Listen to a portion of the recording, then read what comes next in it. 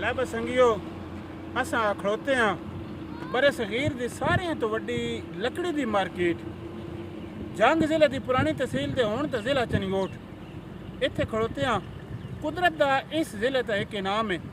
बा ये पहाड़ी इलाका नहीं, मैदानी इलाका है, नहरी इलाका है लेकिन अल्लाह इस इलाके बड़े अरसे तो लकड़ी तो नवाजी रखिया बया निक्कियां निक्कियां ने टिबियां पहाड़ी दियां च दित्तियां पिछो दरिया च ना हुंदा पिया दरिया च ना दे विचकार ओ पहाड़ी है दो लड़ां दे विच इत्थों दरिया च ना तकसीम हो वेंदा अद्धा इस पासे पे लगदा अद्धा इस पासे पे लगदा विचकार अल्लाह सोहणे आ टिब्बी खलार छड्डी है एक तो हुसन बड़ा ते दूजा इदा जिहड़ा एक होर चाजा ही पिछो लकड़ी रुड़ के हुंदी है कुछ सवेरे पिछे लग वंजी ना अज तो 50 60 70 साल पहलो लकड़ी कश्मीर तो पिछले इलाकों तो लै आने का और कोई तरीका कार नहीं सिवाय दरिया दे उतो दरिया च लकड़ी वह होंगी गई ये चनियोट वाली इस पहाड़ी के नाल आके चूंकि विचकार आई लकड़ी डकींदी गई तो पूरे बरसगीर के ताजर इत्थे फर्नीचर की मार्केट इत्थे हुंदे हन इत्थों वातों अगर लकड़ी लैके वेंदे हन। इस वास्ते चनियोट जिला उतले तहसील आई लकड़ी की मार्केट के हवाले दे नाल बड़ा वड्डा नाम रख दिया है। इत्थों दे कंदील होटल भी है बड़ा मशहूर होटल है जितना कुन्या च गोश्त पकदा है लाउण कुन्या च पकदा है तो स्वादी होंदा है।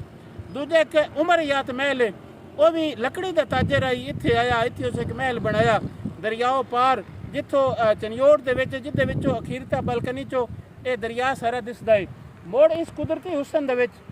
अंग्रेज हुसन का इजाफा किया जी पुल है रेलवे की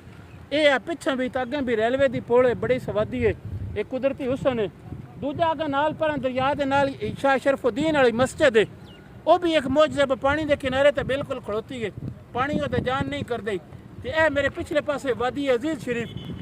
ये अल्लाह के वली का एक डेरा दरबार है ये भी इलाके का हुसन है भी था आन जान वाले पुराने लंगर भी लभ पैंदा है बड़ा स्वादी हुसन है बड़ा ठट है इत्थे आया झस हो वेंदी आ। पर जी अफसोस वाली गल है ना ये पहाड़ों के बच्चे हैं निक्कियां निक्कियां पहाड़ियां हैं सरगोधे में भी कोई बीज दिता 5-7 तां जाई तैन चनियोट भी हैं तो अगे सांगले भी हैं टिबियां हैं नहरी निज़ाम में रुकावट नहीं बननियां नालों नहरां लग पैंदियां पर क्रैशन वाले कोट कोट के ना है बीच आ छड़िया ये मुकियां वेंदियां है तो इन्हां नाथ बनिए बाला का ना है साड़ियां हुकूमतां ये कुदरत का हुसन है इन्हां रहन दिओ इस तो चलो 60-70 मील पर तो अगो पहाड़ ही पहाड़ शुरू हो वेंदे जितने दिल है कोट के सड़कां बनाओ ये आचार टिबियां अल्लाह इत्थे दित्तियां ना तो इन्हां खिलाउण दिओ ये इंज भी नहीं भाई ये कोई आम हैं ये हिंदू मजहब दे विच बड़ियां मुकद्दस हैं किड़ाना वाले पहाड़ इन्हां दिन किड़ाना वाले पहाड़ियां किड़ाना बार ये साडी जिहड़ी जेहलम ते चंजां दे दरम्यान वाली बार है उसनूं भी किड़ाना बार आखदे इस तो अगे किड़ाना बार शुरू हो वेंदी आ किड़ाना बार दा ठट आई है हुसन आई मुकदा पिया जिउं जाणदे हो इन माफ़ी दिओ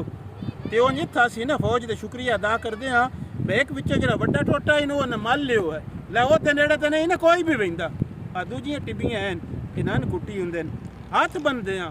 तरला करदे हाँ हुकूमतां दा भाई इत्थे पाबंदी लाओ पहले पढ़ां दे इन्हां गल्लों कोई नहीं नपद जिंदे वस्ते रवो जुग जुग जियो हयाती माणो चढ़दी कला सब दी खैर सब दा भला रब रब।